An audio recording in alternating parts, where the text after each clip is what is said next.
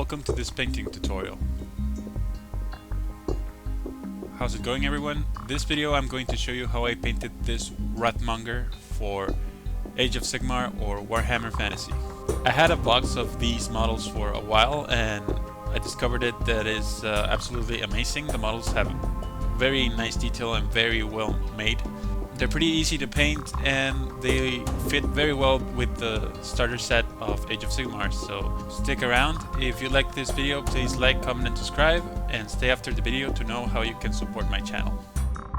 I'm going to start by priming the model in black because it's mostly black and red covers well over black, so I use this Rust-Oleum black primer.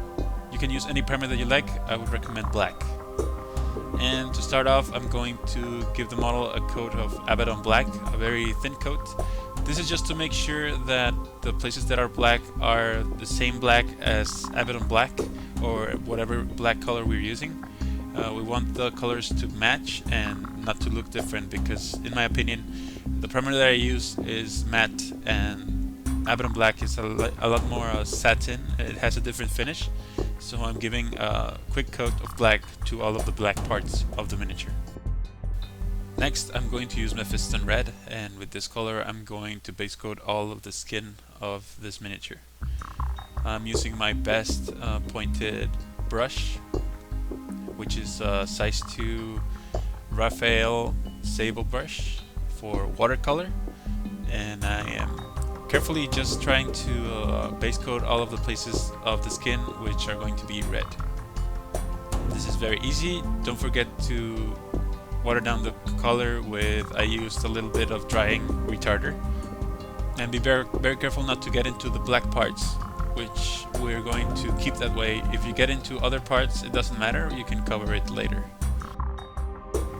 Next, I'm using Baltasar's gold, and with this color I'm going to base coat all of the gold areas with this color. This is very easy to do. Metallic paints benefit a lot from drying retarders because they have alcohol in their base, and alcohol evaporates very quick. So if you have some sort of drying retarder, it helps you very much control the paint and have it wet for longer. So I'm using that. Next, I'm gonna use Leadbelcher, and with this color I'm going to paint all of the parts that are going to be silver, which is the weapons mostly, and the chainmail in between the armor pieces.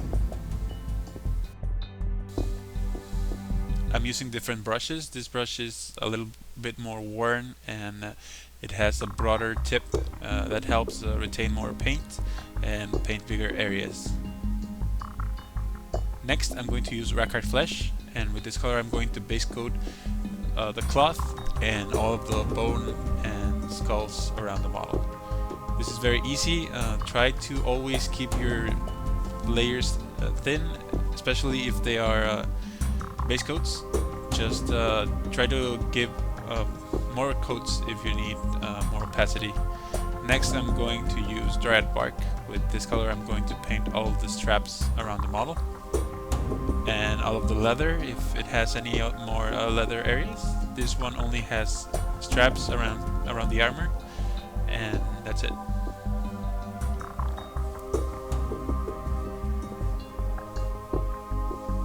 Next, I'm going to use Carroburg Crimson, and Crimson is going to be used on the skin of the model. Just make sure to shake your wash very well before using it, and then apply it onto the red base and just let it sink into the holes and give you that shading that you want. Don't use it too heavily, and be careful for it not to frost or anything like that. Next, I'm going to use Agrax Earthshade, and this color I'm going to use it on everything else. This is going to be mainly on the steel, is gonna make it look dirty and a little bit more worn. The bone with the brown wash looks very good, and the gold as well.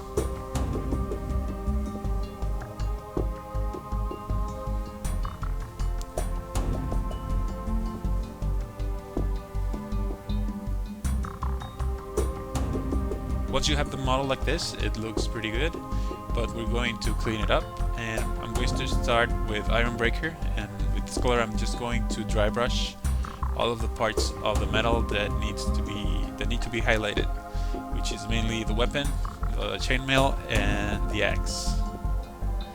Just make sure to use a very dry brush. Don't try to have too much paint on the brush.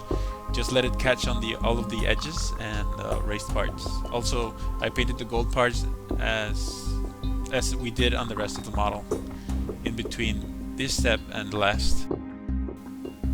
Here I'm using Mephiston Red again and cleaning up the model, making it look not so dark, and just trying to hit all of the places, just leaving the very deepest recesses on the shaded color. So this is just a cleanup.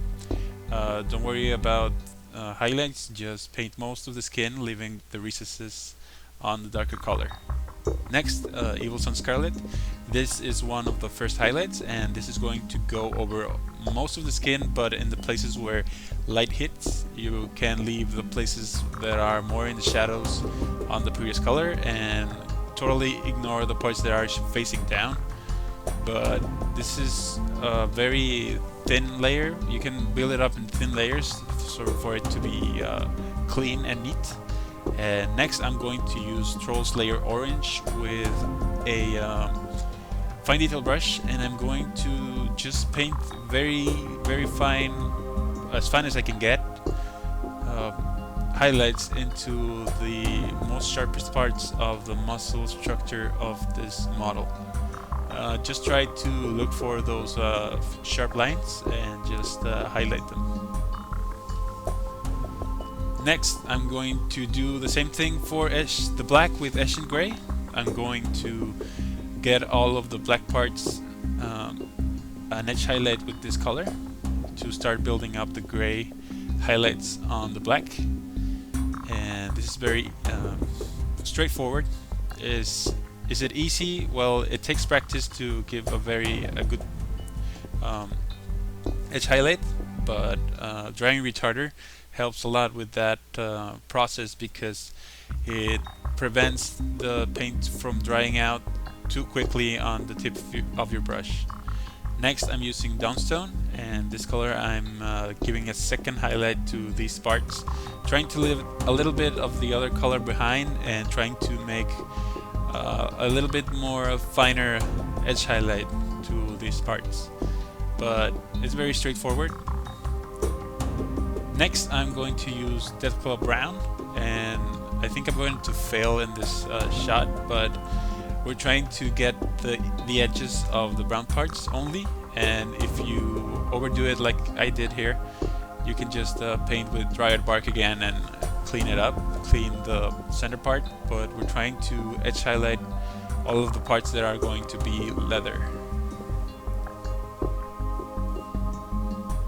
Next, Rakarth Flesh. I'm going to use this color to clean up all of the bone and the cloth and the skulls with this color. Always make sure to use thin coats, especially when they are very light colors like this. And just leave the recesses on the previous color and clean up places that are raised up.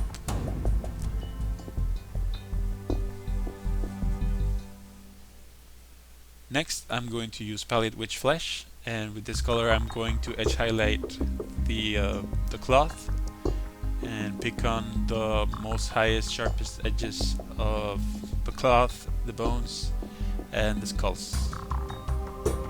On the skulls, we're trying to bring up the features, which is the cheekbones, the nose bridge, the eyebrows, and the teeth. Next, I'm going to use Sycorax Bronze. With this color, I'm just going to highlight all of the gold, trying to avoid all of the deepest recesses and places where shadow is supposed to be, but really is just applying this color over the gold and leaving the recesses on the dark color, and that's it.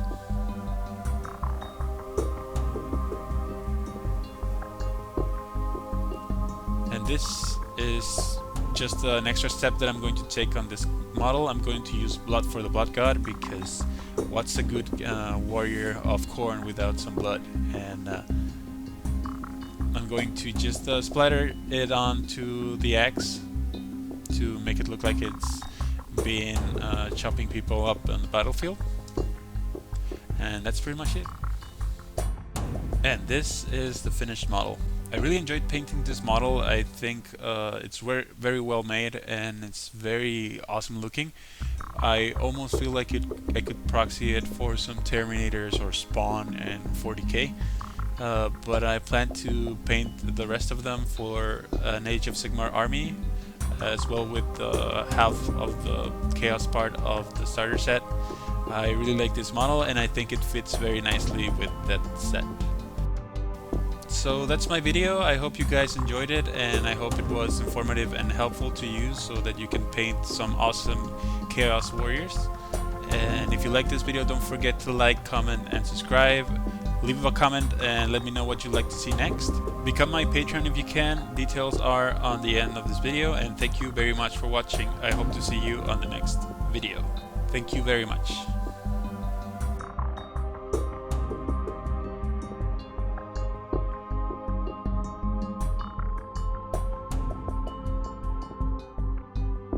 You stayed. Great. Thank you very much for watching my video, and if you would like to further support my channel, you can become my Patreon on Patreon.